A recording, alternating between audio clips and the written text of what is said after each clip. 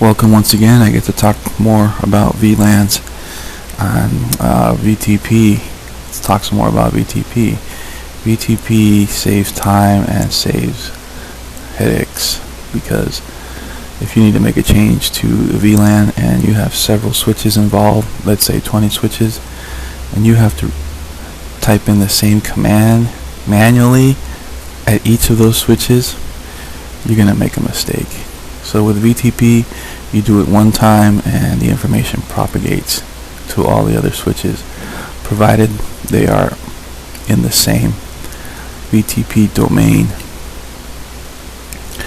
Another way you can manually do it is to use Notepad, and you copy and paste the configuration on all 20 switches, but even that would take time. So save yourself a lot of time and headaches by typing in the command on one switch, and the information will propagate itself to all the other switches. Now a switch can only be in one VTP domain, and by default the switch VTP domain is null.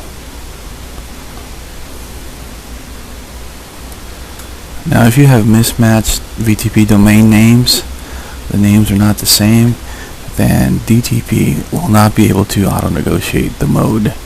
So you're going to have to manually set the mode in this case, switch port mode trunk. So save yourself headaches and make sure that the VTP domain names match.